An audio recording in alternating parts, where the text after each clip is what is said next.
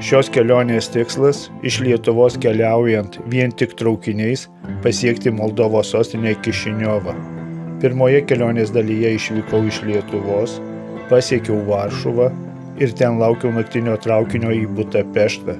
Kitą rytą jau buvau Vengrijos sostinėje. Antroje kelionės dalyje, laukdamas naktinio traukinio į Bukareštą, spėjau aplankyti įspūdingą geležinkelių muziejų. Vakare išvykau į Rumunijos sostinę, kur manęs laukia paskutinis ir bene įdomiausias šios kelionės etapas – kelionė legendiniu sovietiniu naktiniu traukiniu į Moldovos sostinę Kišiniovą. Štai ir Bukareštas, po 16 valandų kelionės aš esu čia.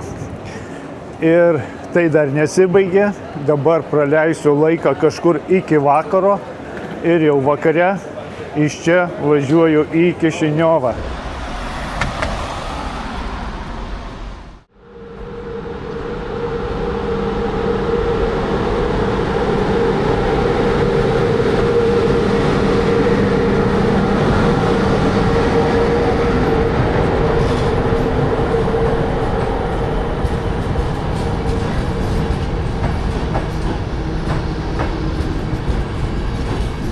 Brangūs žiūrovai, artėja 7 valanda jau vakaro, po valandos mano traukinys jau į Kišiniovą. Greitai praėjo tas laikas, pasivaikščiojau po stotį, pafilmavau ją, nufilmavau, bus mano traukinių YouTube kanalui medžiagos. Ir didelė stotis, sena stotis, pastatyta 1872 metais. Bet ji tokia neišlikusi, kokia buvo ta pirminė stotis. Per karą 1944 metais buvo beveik visa sugriauta ir stotį sąjungininkai subombardavo. Rumunai tuo metu kartu su naciais ėjo obuoliauti, taip kad užtat ir nukentėjo labai stipriai. Daug žmonių žuvo, šimtai žmonių, kurie buvo stotyje. Ir dabar jinai yra atstatyta tokio socialistinio stiliaus, masyvi, labai tokios masyvios tos kolonos. Man patinka šis stotis, labai daug erdvės viduje, daug salių. Viena tokia iš didžiausių, kokią aš esu matęs. Bukarešte iš vis tik tais viena stotis yra, tokia pagrindinė mieste, o miestas milijoninis, beveik 2 milijonai, tai judesys čia labai didelis, labai žmonių visada labai daug. Va taip ir praėjo laiką, šiek tiek dar pasivaikščiau po miestą. Aš nefilmuoju miestų, kažkas man rašė, kad va tu atvažiuoji į miestą su traukiniu ir tiesiog net po jį nepasivaikštai, o jau kažkur kitur keliauji, tik tais prabūni stotyje. Iš tikrųjų taip nėra, aš vien stotyje nebūnu, tai kas matosi vaizdo įraše, atrodo, susidaro įspūdis, kad aš tik tais atvažiavau, stotyje prabuvau ir važiuoju kitur. Ne. Iš tikrųjų aš pasivaikštau po miestą, aplankau įdomius objektus, bet aš jų nefilmuoju. Šis kanalas yra apie traukinius, ne apie miestus, ne apie objektus kažkokius, todėl nemanau, kad jums būtų įdomu, kadangi kanalas apie traukinius, tai dažniausiai ir susirinkę žmonės, kuriems patinka žiūrėti apie traukinius ir keliones su traukiniais. Dabar šiek tiek papasakosiu apie šią kelionę, kuri laukia, nusimsiu tik kuprinę, nes ji labai sunki ir aš pavargstu tampyti ją visur. Traukinys išvažiuoja iš Bukarešto 19 valandų 6 minutės ir Kišiniove turėtų būti be 15:09 ryte. Bus pasienio kontrolė, girdėjau, kad gana stipriai tikrina, netgi daiktus reikia rodyti, ką vežiesi. Ir nėra taip paprastai, kad tiesiog parodai pasą ir važiuoji toliau. Tikrina stipriai, tai čia greičiausiai Moldovos pareigūnai. Pats traukinys bus sovietinis, legendinis, kuris dar sovietmečiu važinėjo, tai pačios Moldovos traukinys ir tie vagonai dar nuo tų laikų visi išlikę. Traukinyje turi būti baras, restoranas. Aš pabandysiu nueiti į tą barą. Štai. Koks gražus lokomotyvas. Nepažįstu tų žmonių, kurie ant kiekvieno beveik lokomotyvo yra uždėti jų portretai. Jie turbūt kažkokie nacionaliniai didvyriai arba labai nusipelnę žmonės šiai šaliai.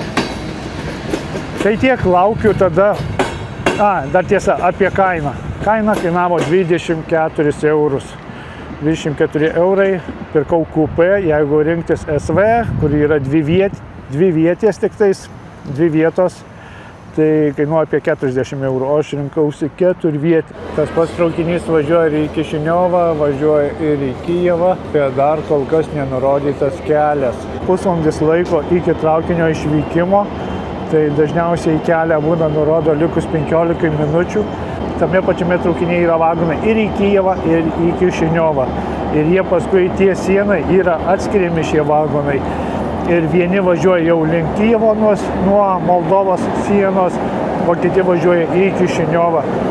Tai aš planavau irgi, galvojau, kad važiuosiu į Kijevą iš Bukarešto, bet taip susiklostė mano planas, kad greičiausia, jeigu aš papulsiu į Kijevą, tai jau iš Kijevo važiuosiu atgal į Bukareštą.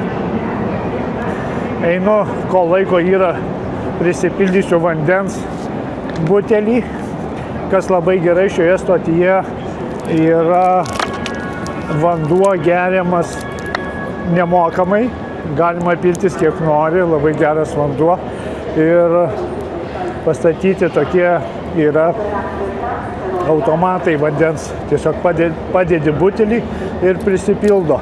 Taip pat aš į vandenį dar įsipilu, būna pakelį magnio ir dėl ko tai darau, dėl to, kad aišku neprarasti svarbių mikroelementų, nes kai keliauji, prakaituoji, saulė, stresas, visi kiti dalykai, tai labai greitai sudegina šitus dalykus tavo organizme.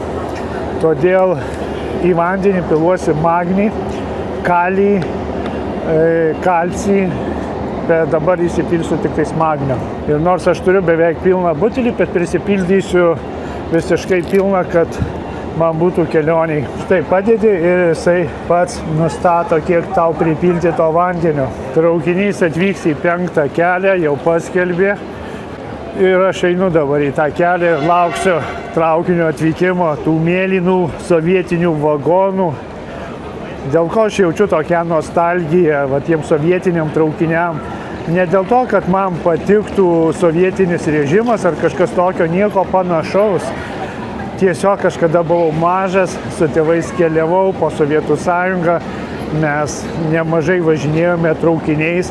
Ir man, kai vaikui tas modulis toksai užsifiksavęs yra. Ir tai patinka, ir štai jau yra atvykęs traukinys. Nespėjau pamatyti, kaip jį iki čia atvežė. Vat yra Ukrainos palydovai, kurie priima keleivius. Traukinio pavadinimas Prietenija.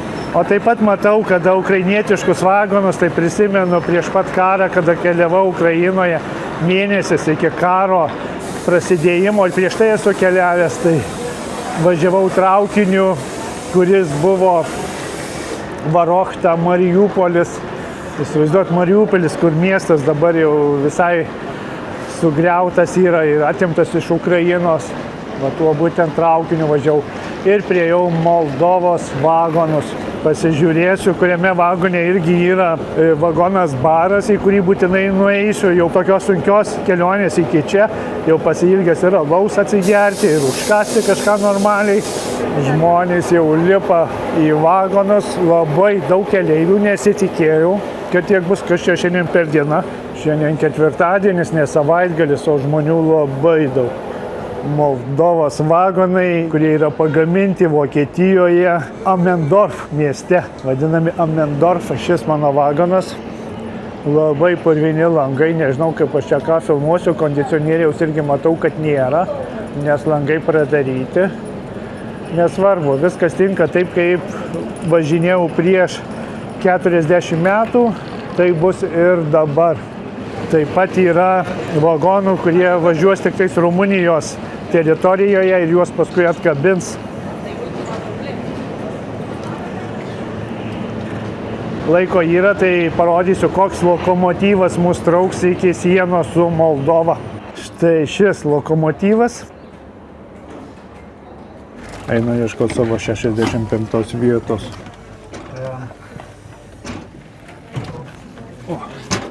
Pačiame gale bus. Traukinys labai populiarus, o užimtumas didelis.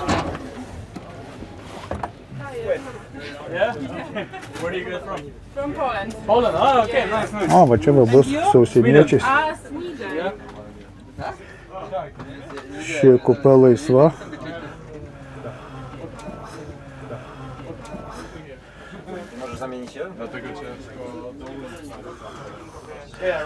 Kadangi aš jau kaip ir užsienietis esu iš Lietuvos, tai ir jau skiriasi visais užsieniečiais. Are you guys in car one? Apsistojau savo vietoje, vagonas pilnai užpildytas yra. Su manimi važiuoja 2 lenkai, moteris ir vyras, ir vienas vaikinas iš Švedijos. Vagone karšta, nežinau, kondicionieriai turbūt neveikia, langai pradaryti, kai tik pradės traukinys važiuoti, tada greičiausiai ir pasidarys šiek tiek geriau.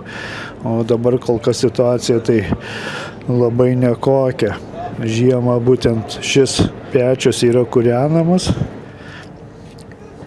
Va, yra ir tas vadinamas boileris, kaip jį kitaip vadina titanas. Aišku, tamsu dabar nelabai kas matosi. Taip, kad teks važiuoti labai glaustai. Kupė visos užpildytos. Šiandien Bukareste 27+ ir vagonas labai įkaitis.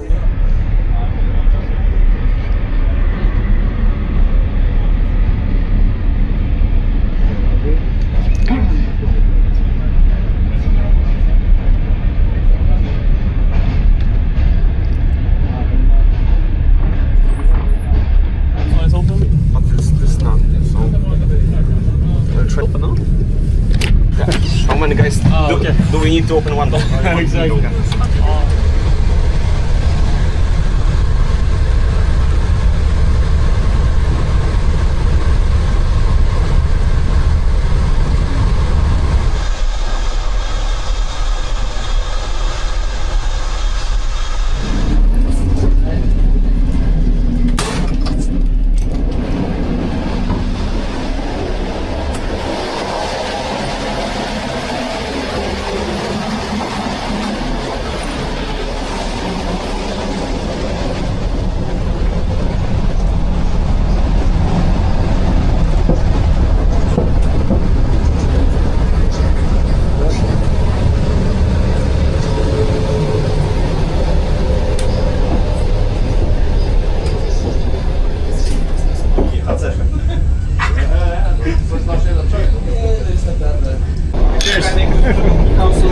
It's not gonna. I have 3 channels.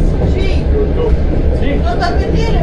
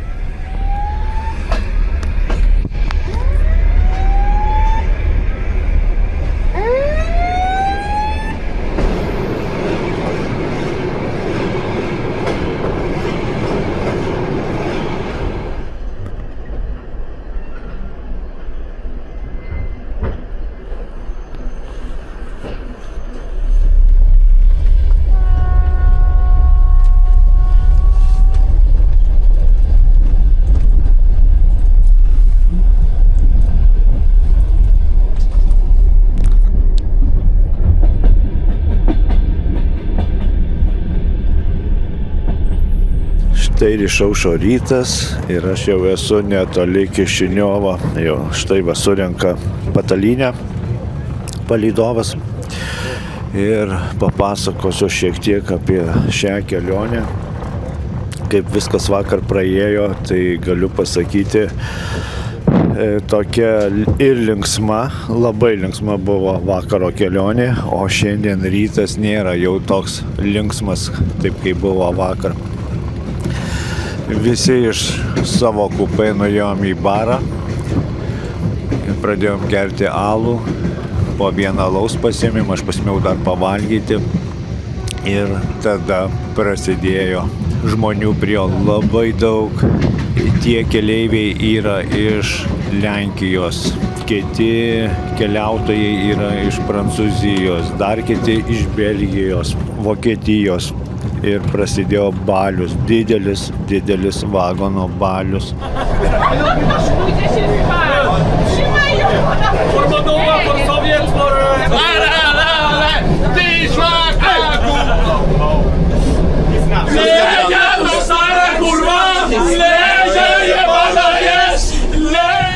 Aš jau nebežinau, kiek aš alaus išgėriau, aš jau nebežinau, kiek aš brendžio išgėriau ir kiek vyno išgėriau. Tik žinau tiek, kad man šiandien labai jau skauda galva. Aš jau nebepirkau jokio alkoholio, tiesiog visi vaišino, pylė ir gėrė. Labai daug Lenkų buvo ir jie labai stipriai moka švęsti, labai stipriai. You're Polish, Bober kurwa. Bober kurwa. Musiałam mu przedstawić Bober kurwa.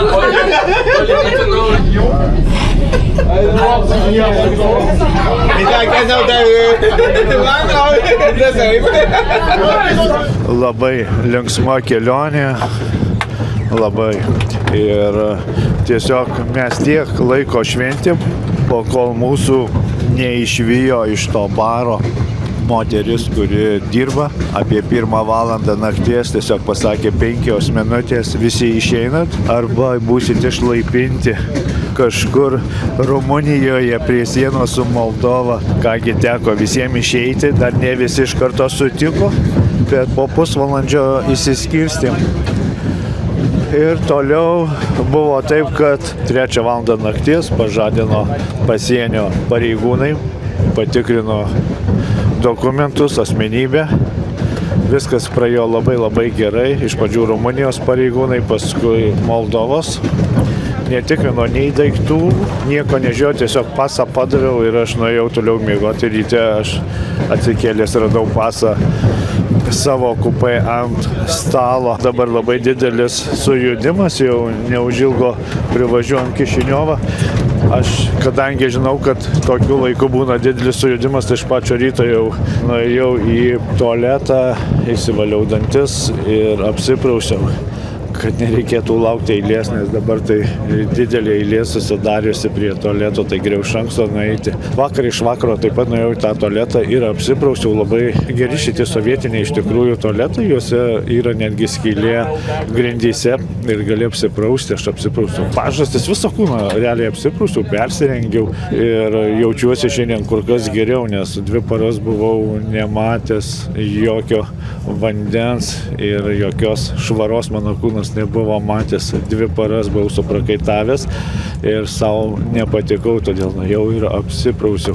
Labai populiarus maršrutas šio traukinio ir žmonės keliauja ir su kuo aš vakar kalbėjau, labai su daug kalbėjau, ką jie ten Moldovoje žada veikti, tai visi beveik tvirtino, kad jie važiuos į Tiraspolį, į Padniestrės tą vadinamą respubliką, apžiūrės tokią kaip atrakcija, tokia sovietinių laikų likusi. Ir grįžt tada į Kišiniovą, ir jau iš Kišiniovo lėktuvų skris kas į Lenkiją, kas kažkur kitur. Štai tokia kelionė, laukiu Kišiniovo ir bus kelionės pabaiga. Labai nedaug liko.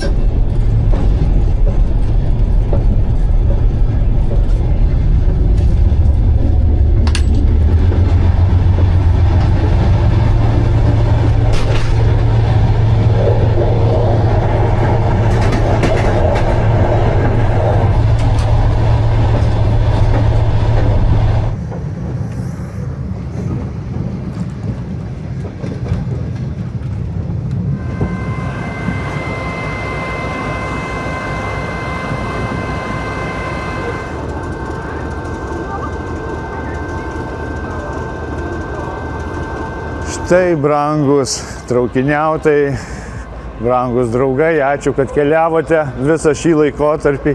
Aš jau Kišiniove, Kišiniovo geležinkelio stotis. Ir visa kelionė, jeigu tai paėmus tik traukiniuose, kiek prabuvau, tai apie 2 paras. Puikia patirtis, puikia kelionė.